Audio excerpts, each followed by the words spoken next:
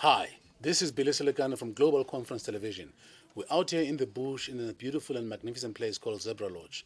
We are part of the Professional Speakers Association of Southern Africa's National Convention. And here we've got people from all over the world, great speakers. But the most fascinating thing is, even though we've got people from all over the world coming to teach and share some knowledge with us, we've got some internal gems, people that are amazing in this country, that have walked the path, and their responsibility is to teach me and you to change and transform our lives so that we begin to impact society positively. I'm here with one of those amazing people, and her name is Ann Wilson. She's known as the Wealth Chef. Hi.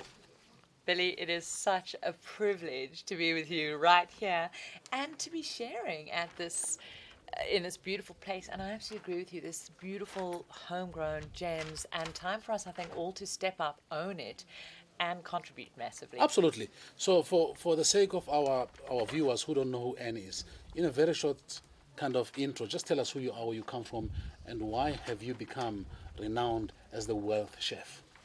I'm an everyday Zulu chick who grew up in KZN Yeah. from a very ordinary family, and like so many people, we never really spoke about money. Absolutely. I learned the only recipe of money or wealth was get a good job, work hard, and then hopefully one day some of that money would stay in my life. And hopefully at some point I could stop working, and hopefully I would run out before the money did. Absolutely. And that's what all I learned, and that's was the journey I started. And very quickly I found myself in a big debt hole, because that's what I also thought. I needed Absolutely. these things to be successful, and that's how you did it. And through various things, I won't go too long into my story, but I managed to realize that actually that was modern day slavery. Absolutely. And that to truly live the life that I wanted to do, to contribute, to have experiences, to travel, I needed to create a different relationship with money, because now I was working for everyone else but me. Absolutely, yeah. And so I learned how to get out of debt.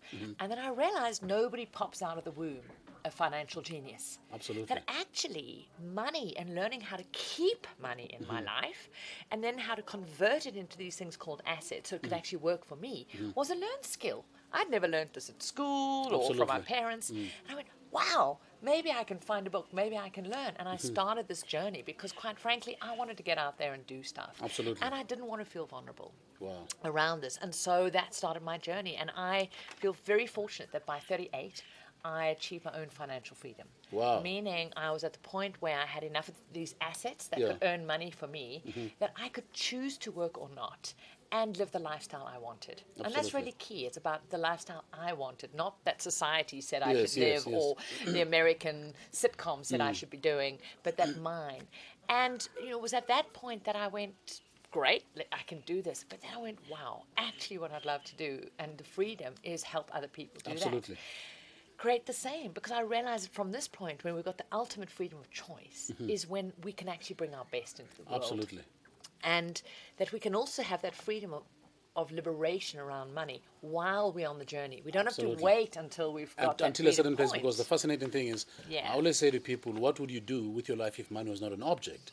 And then people says, oh, I'll be traveling, I'll be doing this. I say, why are you not doing it now? Exactly. Because we've got this illusion that society says the 40-year plan, go to school, become productive, and earn a salary. That's why it's called JOB, just over broke. We'll give you just enough for you to show up. Yeah. And one day And you're going to hopefully go not to this whinge too thing much. called, you're going to go through this thing we call pension. It's a scam that we're selling to you. Yeah. And we're saying when you go on pension, you're going to drive a convertible car, have a house on the beachfront, play some golf, and sip some margaritas. Yeah. It only happens in the movies. It doesn't happen in real life. Absolutely. And the fascinating thing about what you teaching, Anne, is in the country, South Africa, the amount of indebtedness, it's just crazy. And it's crazy because people are chasing an illusion. Yeah. And to me, it's I think it's so insidious. And Billy, it's something I'm incredibly passionate about, because we have got so many amazing heroes in this country. Some we know well. We can speak about, Madiba and Desmond Tutu, and also the everyday heroes who gave so much for the freedom of this country. Absolutely. Yet, through misunderstanding what real wealth is, misunderstanding what liberation and financial empowerment is, we're walking blindly into a different kind of prison. Absolutely. So we might have freed ourselves from apartheid, but there's a different kind of trading our life force. And I'm so excited about, I think there's such an emergence right now for us in Africa to reclaim our true liberation. Absolutely. Our liberation of understanding there's so much we've got to contribute to the world in terms of pride, in terms of knowledge, as you speak about these principles, ways of living that are far more abundant, sustainable and healthy for community environment. And we can have this great relationship with money. And that freedom is how we live it, not just that end point when there's enough money in the pot so you can go and sip those margaritas and play the golf. Yeah, absolutely. Because one of the fascinating things is coming from the society where I come from, where poverty was synonymous to our everyday life, where we never even knew that we were poor because that's all we could see. Yeah. Then we had the shift of the liberation, like you say. But the scary thing, and that I picked up with this new society that is emerging, people are becoming ultra consumers. You know, I always say to people, you'll find a little kid who cannot even walk, little like this, wearing a Nike. I mean, that is ultra consumerism, because I'm saying in the 22 years that we've been in this environment, I'm yet to see people that have had a journey that could be documented that said this person came from poverty and he did his lot without cutting any corners on the patronage and made it happen.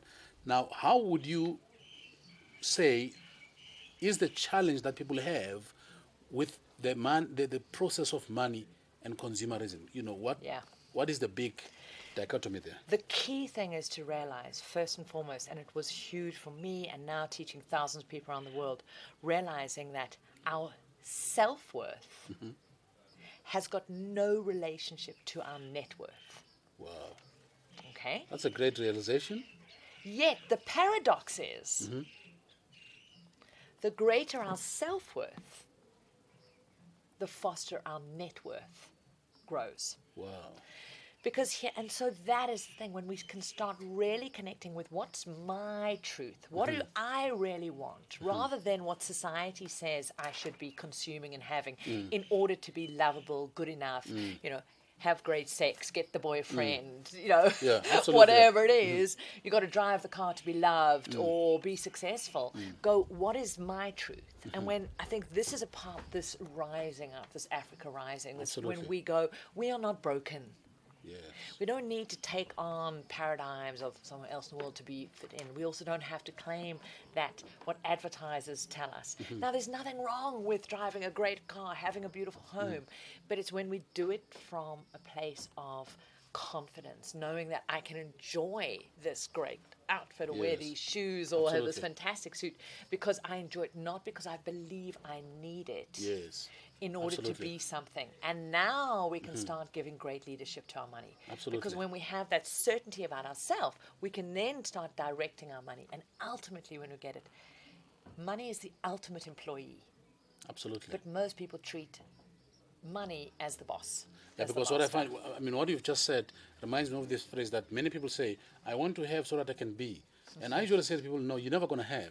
You've got first be, and then it will move to the having. But the having, because the fascinating thing I say, again, from looking at your philosophy, I believe that our lives are driven by two things: our spirituality, which sometimes we cannot touch, and our physicality. Now, most people focus on the physical things we can touch to try and define the spiritual person who's invisible. But the emptiness will always be there because things can't replace the essence of who you are. No. And for me, having had the chance to really connect with you today, and I know that this is going to become a journey that goes and grows, and I believe that what I believe in when I started this channel, I was saying to myself that Africa's got 1 billion people. Yeah. Systematically, they have been put in places where they have not liberated their minds. And I'm saying, I sort of escaped, literally, my environment because I did things that were unthinkable. I started reading books, copiously, you know, searching for this knowledge. You keep cooking and teaching, especially in the African context, that things don't define who we are. We have to define ourselves. And once you do that, things just become things.